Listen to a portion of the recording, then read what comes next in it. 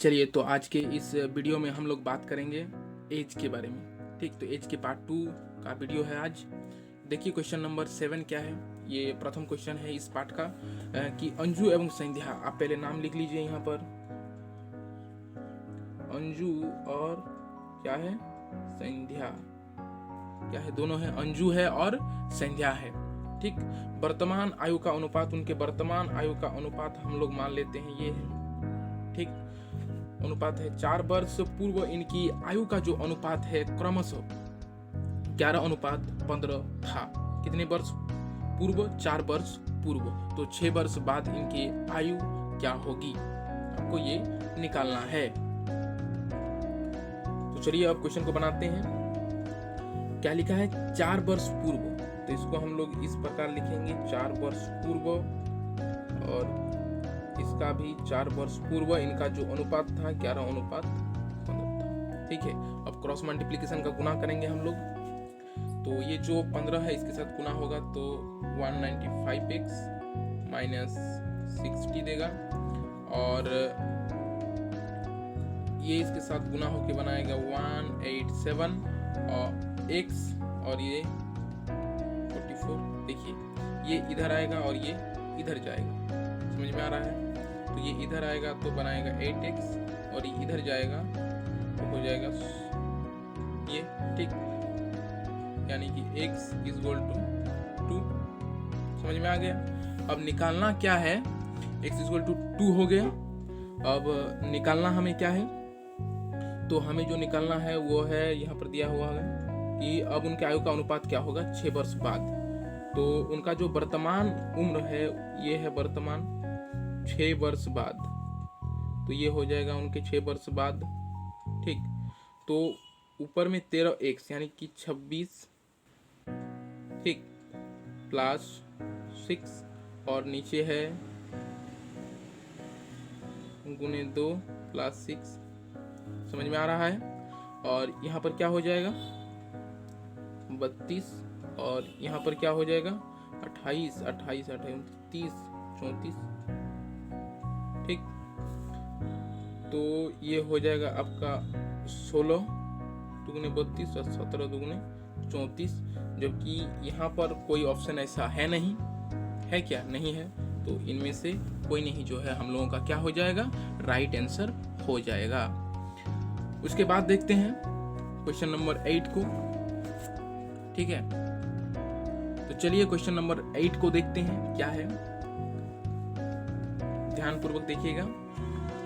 एक पिता तथा उसके पुत्र, एक पिता है और उनके पुत्र हैं। ठीक, एक पिता है और उनके पुत्र हैं। ठीक है, 10 वर्ष बाद क्रमशः उनका जो आयु का अनुपात होगा वो इतना होगा, 10 वर्ष पूर्व। तो ये उनके 10 वर्ष पूर्व के आयु का अनुपात है, 10 वर्ष पहले का। ठीक, कितने का है? 10 वर्ष बाद का है, पहले का नहीं, 10 वर्ष बाद का है। तो बाद का है मतलब अभी उनका कितना है, ये वर्तमान उम्र इनका ये हो गया।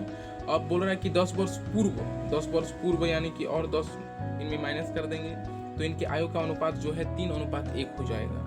तो आयु का अनुपात कितना हो जाएगा? 3:1, यानी कि 5x माइनस 20, और यहाँ पर हो जाएगा 3x माइनस 20 = 3/1। ठीक, ये इसके साथ कीजिए, समझ में आ गया? अब ये इसके साथ होगा 9x 60।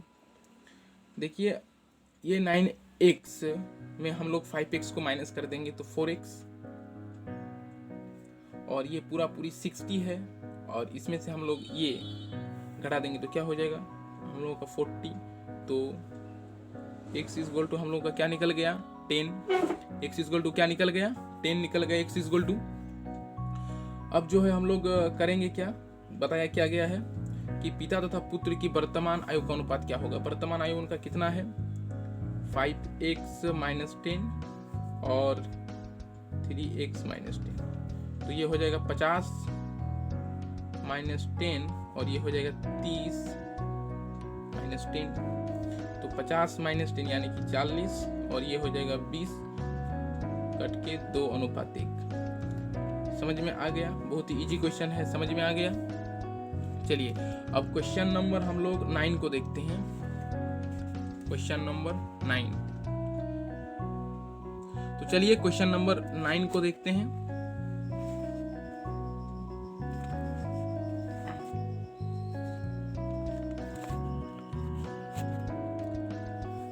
तो क्वेश्चन नंबर 9 को देखिए क्या है, बहुत ही इजी क्वेश्चन है। क्या है? 9 नंबर है कि एक व्यक्ति तथा उसकी पुत्री की औसत आयु इतनी है। ये हो गया व्यक्ति और उसकी एक पुत्री है, इनकी औसत आयु जो है वो कितना है? इतना है। ठीक, ये औसत है।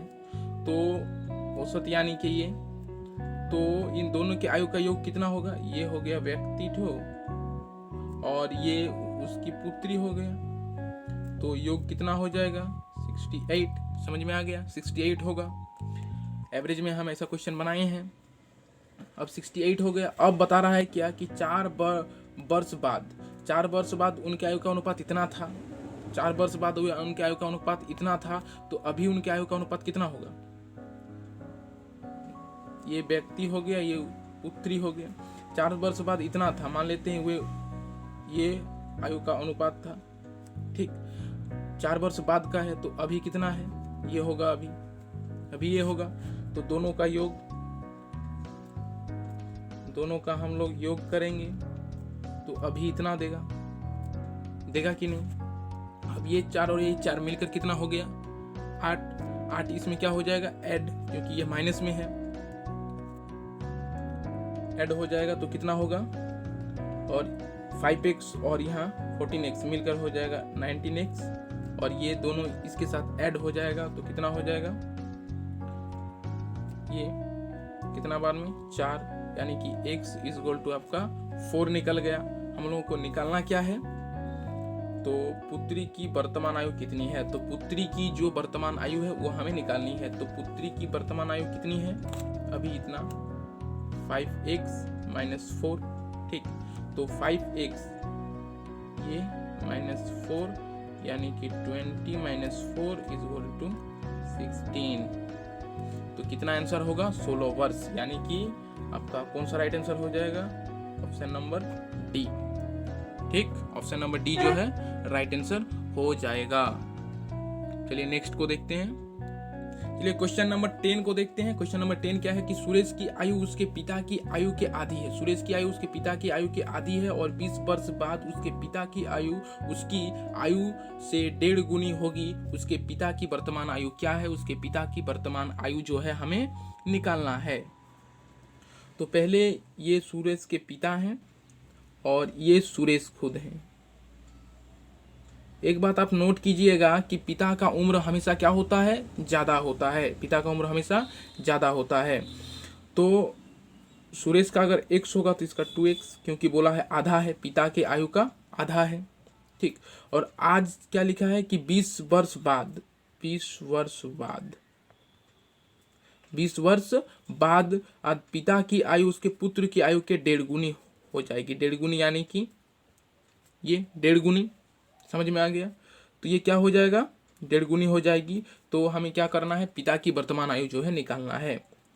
तो देखिए 2x + 20 = 3/2x + 20।